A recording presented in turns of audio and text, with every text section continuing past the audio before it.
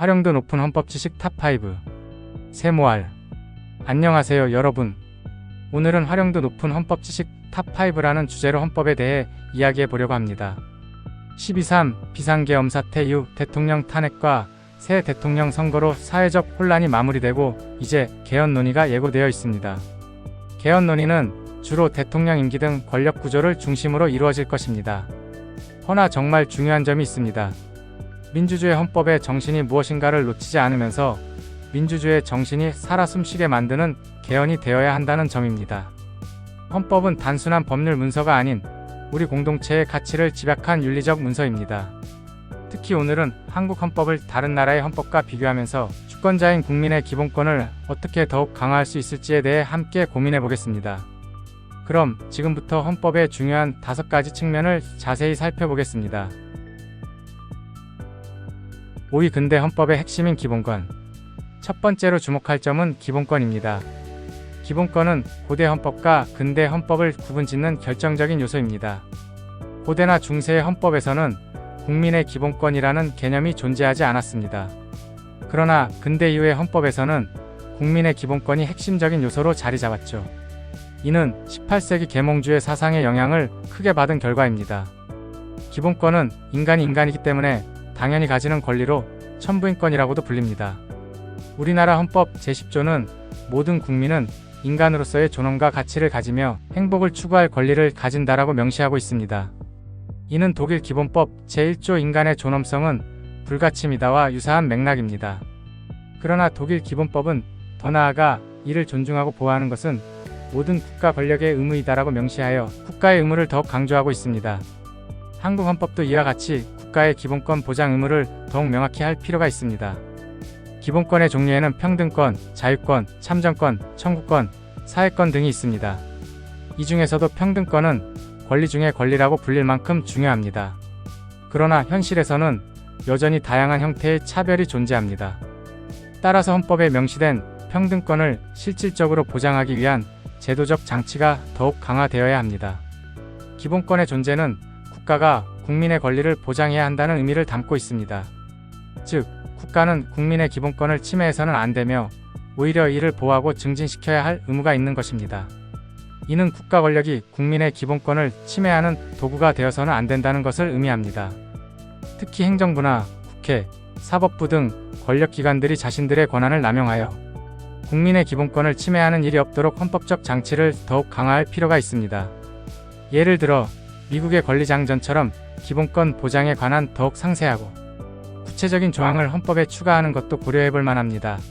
가령 수정헌법 제9조는 헌법에 열거되지 않은 권리도 국민에게 유보된다고 명시하여 기본권 보호의 범위를 확장합니다. 제10조는 헌법에 명시되지 않은 권한은 주 또는 국민에게 유보된다고 규정하여 연방정부의 권한을 제한합니다. 이러한 방식으로 권리장전은 정부 권력의 남용을 방지하며 시민의 기본권을 강력하게 보호하고 있습니다. 4위 모든 권력의 원천인 국민주권. 두 번째로 중요한 점은 국민주권의 원리입니다. 우리나라 헌법 제1조 제2항은 대한민국의 주권은 국민에게 있고 모든 권력은 국민으로부터 나온다라고 규정하고 있습니다. 국민주권이란 무엇일까요? 이는 국가의 최고 의사 결정권이 국민에게 있다는 것을 의미합니다. 즉, 국민이 국가 권력의 최종적인 원천이자 정당성의 근거라는 뜻입니다. 이는 프랑스 혁명 이후 근대 민주주의의 핵심 원리로 자리 잡았습니다. 그러나 현실에서는 국민주권의 원리가 제대로 실현되지 못하는 경우가 많습니다.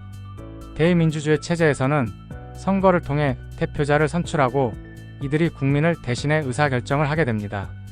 이 과정에서 국민의 실질적인 주권 행사가 제한될 수 있죠.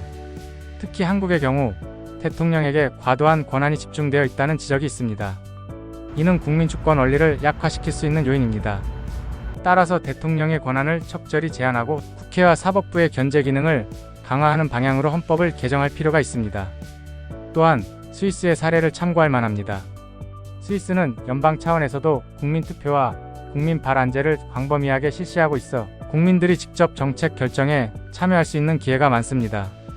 이는 국민주권의 원리를 실질적으로 구현하는 좋은 예라고 할 수 있습니다.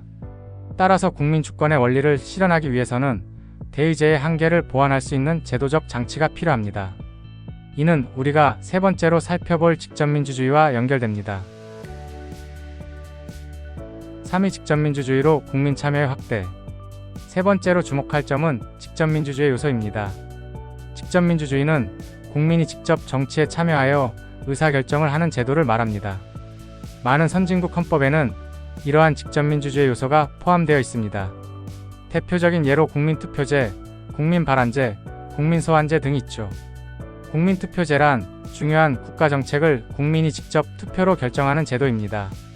국민발안제란 국민이 직접 법률안을 발의할 수 있는 제도입니다. 국민소환제란 국민이 고위직 또는 특정직 공무원을 임기 중 해임할 수 있는 제도입니다. 이러한 제도들은 대민주주의의 한계를 보완하고 국민의 직접적인 정치 참여를 확대하는 역할을 합니다. 특히 국민소환제는 고위직 공무원들이 국민의 뜻을 저버리고 권력을 남용하는 것을 방지하는 중요한 장치가 될 수 있습니다. 우리나라의 경우 현재 국민투표제는 헌법에 규정되어 있지만 국민발안제와 국민소환제는 시행되지 않고 있습니다. 그러나 다른 나라의 사례를 볼 때 직접민주주의 요소의 도입에 대한 논의가 계속되어야 합니다. 미국의 일부 주에서는 이미 주민발안제와 주민소환제를 시행하고 있습니다. 캘리포니아 주의 경우 주민발안을 통해 중요한 정책 변화를 이끌어낸 사례가 많습니다. 2024년 11월에도 마약 및 절도범죄에 대한 처벌을 강화하는 법안이 68.6%의 높은 지지율로 통과되었습니다. 이는 국민의 직접적인 정치 참여가 실질적인 변화를 만들어낼 수 있음을 보여줍니다. 직접민주주의 제도는 국민의 의사를 더 정확히 반영하고 정치인들의 책임성을 높이는 데 기여할 수 있습니다. 또한 권력자들이 국민의 뜻을 무시하고 독단적으로 행동하는 것을 방지하는 효과도 있습니다.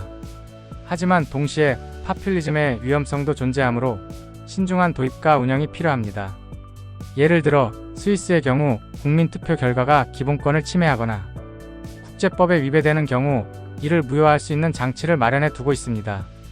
이러한 안전장치를 함께 고려하면서 직접민주주의 요소를 확대해 나가는 것이 바람직할 것입니다. 2위 공동체의 가치 선언으로서의 헌법 전문. 네 번째로 주목할 점은 헌법 전문입니다. 헌법 전문은 헌법의 이념과 정신, 그리고 국가의 지향점을 담고 있는 부분입니다. 많은 선진국 헌법의 전문에는 그 나라의 역사적 경험, 국가 정체성, 추구하는 가치 등이 함축적으로 표현되어 있습니다. 이는 단순한 레토릭이 아니라 헌법 해석의 중요한 기준이 됩니다. 여러 국가의 헌법 전문을 살펴보면 각 사회의 고유한 문제와 가치를 반영하고 있음을 알 수 있습니다. 프랑스 헌법 전문은 자유, 평등, 박애의 공화국 이념을 강조하며 식민지 문제를 다루고 있습니다. 프랑스는 해외 국민들과 평등한 권리와 의무에 기초한 연합을 형성한다고 명시하여 과거 식민 지배의 역사를 인정하고 새로운 관계를 정립하고자 합니다. 독일의 경우 나치 시대의 반성을 바탕으로 독일 기본법 전문은 신과 인간에 대한 책임을 자각하고 세계 평화에 기여할 것을 강조합니다. 스위스 헌법 전문은 공동체의 힘은 그 구성원 중 가장 약한 자의 복지로 측정된다고 명시하여 사회적 연대와 복지국가 이념을 강조합니다. 이처럼 각국의 헌법 전문은 해당 사회의 고유한 역사적 경험과 문제의식을 반영하고 있습니다. 헌법 전문은 그 자체로 법적 구속력을 가지지는 않지만 헌법 조항을 해석하고 적용하는 데 중요한 지침이 됩니다. 우리나라의 헌법 전문도 이러한 맥락에서 재검토되어야 할 것입니다. 이제는 현재의 사회 변화와 가치관을 충분히 담아낼 수 있도록 개정을 고려해 볼 필요가 있습니다. 새롭게 부각되는 기본권에 대한 언급을 추가하거나 사회적 약자에 대한 배려, 지속 가능한 발전, 국제 평화에 대한 기여 등 현대사회의 중요한 가치들을 반영할 수 있을 것입니다. 또한 남북관계 등 우리 사회의 특수한 문제들, 그리고 두 번 다시 계엄 선포가 없도록 5.18 정신을 강조하여 표현하는 것도 고려해 볼 만합니다. 헌법 전문의 개정을 통해 우리 사회의 새로운 가치와 지향점을 반영함으로써 헌법이 더욱 생동감 있는 문서로 국민들의 삶 속에 자리 잡을 수 있을 것입니다. 1위 헌법의 윤리적 성격. 마지막으로 그리고 가장 강조하고 싶은 점은 헌법의 윤리적 성격입니다. 헌법은 단순한 법률 문서가 아니라 우리 공동체의 가치를 집약한 윤리적 문서입니다. 헌법은 국가의 기본 구조와 운영 원리를 규정하는 것을 넘어 우리 사회가 추구해야 할 가치와 이상을 담고 있습니다. 예를 들어 인간의 존엄성, 자유, 평등, 정의, 민주주의 등의 가치가 헌법 곳곳에 반영되어 있죠. 특히 주목할 만한 점은 1948년 재헌헌법에 이미 상당히 진보적인 분배 정의 요소들이 포함되어 있었다는 사실입니다. 근로자들이 기업의 이익을 공정하게 분배받아야 한다는 근로자의 이익분배 균정권, 노약자 및 생활무능력자에 대한 국가의 보호 의무, 재산권 행사의 사회적 책임, 그리고 모든 국민에게 생활의 기본적 수요를 충족할 수 있게 하는 사회정의의 실현과 균형 있는 국민 경제의 발전을 경제 질서의 기본으로 삼은 점 등이 그 예입니다. 이는 당시로서는 매우 선진적인 헌법 정신을 담고 있었다고 볼 수 있습니다. 그러나 한국의 헌법 개정 역사를 돌아보면 안타깝게도 이러한 분배정의 요소의 강화보다는 권력 구조 변경에 더 많은 관심이 쏠려왔음을 알 수 있습니다. 대부분의 개헌이 대통령의 임기나 직선제 여부 등 권력의 향배를 중심으로 이루어져 왔습니다. 이는 헌법이 권력자들의 이해관계에 따라 변경되어 왔다는 것을 의미하며 국민의 기본권 보장이라는 헌법의 본질적 목적에서 벗어난 것이라고 볼 수 있습니다. 한편 국민발안제는 1954년 제2차 개헌 때 처음 도입되었다가 1972년 유신헌법에서 폐지된 바 있습니다. 이처럼 초기 헌법이 오히려 더 민주적이었고 국민의 기본권에 더 충실하였다는 것은 우리 헌정사의 커다란 오점이라 하겠습니다. 향후 헌법 개정 논의에서는 재헌헌법에 이미 존재했던 진보적 요소들과 국민 발안제 등을 되살리고 강화하는 방향으로 나아가야 합니다. 최근 다시 대두되고 있는 개헌 논의에서도 대통령 임기 등이 주요 쟁점으로 떠오르고 있습니다. 그러나 헌법 개정의 방향은 권력자의 권한을 강화하는 것이 아니라 국민의 기본권을 더욱 충실히 보장하고 국민 주권을 강화하는 방향이 되어야 합니다. 우리 모두가 헌법의 윤리적 가치를 존중하고 실천할 때 비로소 진정한 의미의 민주주의와 법치주의가 실현될 수 있을 것입니다. 헌법은 돌에 새겨진 불변의 문자가 아닙니다. 헌법은 깨어있는 시민이 헌법을 살아 숨쉬게 하고 그 정신을 수호하며 미래 세대를 위해 더욱 빛나게 만들어 가야 할 우리 모두의 나침반입니다. 오늘 영상이 유익하셨길 바랍니다. 다음 영상에서 또 만나요. 구독, 좋아요, 알림 설정.